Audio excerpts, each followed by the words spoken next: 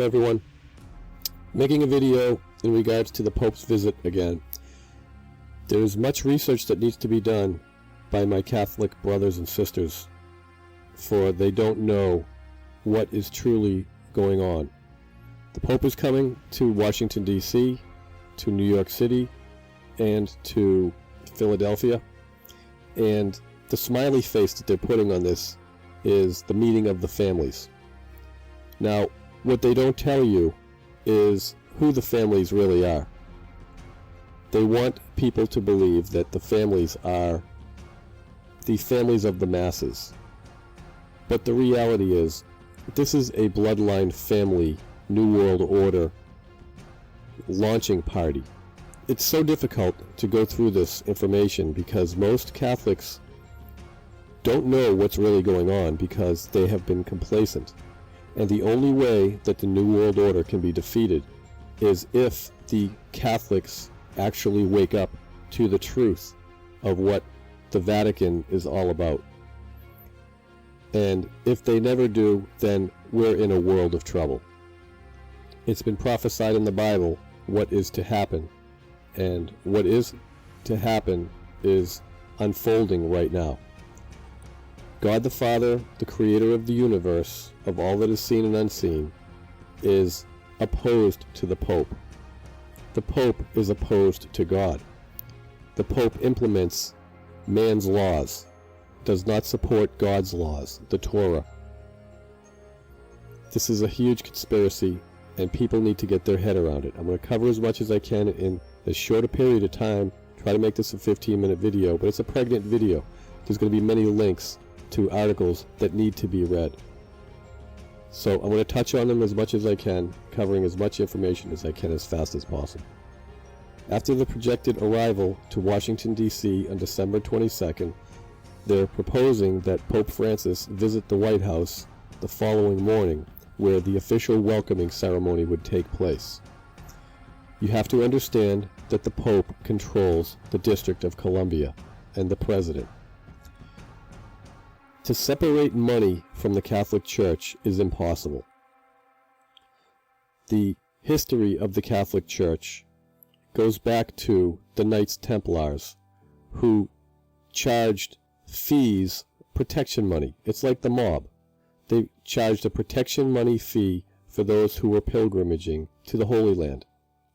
And if people didn't pay this ransom, they would be robbed while they were in their pilgrimage. And this is the oldest form of mafia there is. And it's going on today. Only it takes place globally and internationally with the petrodollar in the Middle East with Saudi Arabia. But I'm not even going to go there. The United Nations General Assembly would be its destination on the morning of the 25th, which is also opening on the third day post-2015 Sustainable Development Summit. This is the true reason for the visit. It's all about Agenda 2030 and the implementation of the New World Order. And there's no other way to hide it. Practically all the heads of states of government will be around, and they will all be there on that day. So if the Pope were to finalize this visit to the United States, that would mean that he would address all the heads of states and of governments who will be sitting with their official delegations, the Archbishop explained. The United Nations is the arm that is being used globally for the New World Order to implement the Pope's plan. The Pope's plan for the New World Order is Satan's plan for the New World Order. God's plan for the universe. Everywhere else in the universe obeys these laws except planet Earth, which is run by Satan, are the Torah, the 10 Commandments plus the 2 that Jesus brought, and the first 5 books of the Old Testament. Catholics don't know this. They're not taught this by the priests. The priests keep everything hidden, always. They paint a picture, but it's not the true picture. This is where the deception is unfolding, and it's taking place right now. And if people don't wake up, and if Catholics especially don't wake up to the reality of what's coming, they will be the victims. They will be the goyim. They will be let off the cliff. And this is their plan. The Pope will be visiting Ground Zero, the site of the terrorist attack on September 11th, the scene of the original crime, the scene of the crime that implemented the Patriot Act, that is taking away all of our rights as Americans. And the propagandists in the news media are supporting everything of this New World Order. And these are the members of the organizational committee for the visit, and these are your contacts. It's important to show who these people are, because they are the ones that are implementing the change. I'll provide all these links down below. This is a link to the Agenda 2030, Agenda for Sustainable Development. It paints a rosy picture. They talk about eliminating poverty. What they don't tell you is their method for eliminating poverty. Their method is depopulation. If the Vatican really wanted to eliminate poverty, they would open up their coffers, they would sell all their gold, as Jesus told them to, and they would give the money to the people. There would be a true Jubilee, where land is given back to the people, corporations give back all of their money, and there is no debt. All debt is forgiven. That would be a true Jubilee under God's law. Their plan is Agenda 2030, which benefits only the rich corporations and only the church, and those that are subservient thereon. If people don't wake up, they're coming. Just like the Nazis did in World War II, they plan on World War III to implement this change. They use world wars in order to cause cataclysmic change in society. They did it for World War I, they did it for World War II, and they're going to do it for World War III. And the ultimate resolution of this is those who believe in God, the true God, the creator of the universe, and not the man-made religion God, will be killed. That's their plan. The emerging development agenda is universal, calling for action by low, middle, and high income countries alike. In the current draft document, member states pledge that no one will be left behind. The New World Order is all-inclusive. Indeed, the 2030 Agenda encompasses a universal, transformative, and integrated agenda heralding a historic global turning point. World Bank Group President Jim Yong Kim, the focus for the Sustainable Development Goals on people, planet, prosperity, peace, and partnership provides comprehensive and robust development path for the world to follow over the next 15 years. This is man's law. It's not God's law. Man's law is destined to fail. By God, God will make sure that it fails. And these Satanists believe that they are doing well in the name of prosperity and helping the poor. They don't say helping the poor. They say ending poverty. You end poverty by giving money to people. We are committed to helping meet them by supporting their implementation, providing finance, and collecting and sharing data. In regards to the World Bank, Karen Hudes has been coming out trying to tell people how corrupt the World Bank is and the International Monetary Fund is. And they are. They are owned by Satan.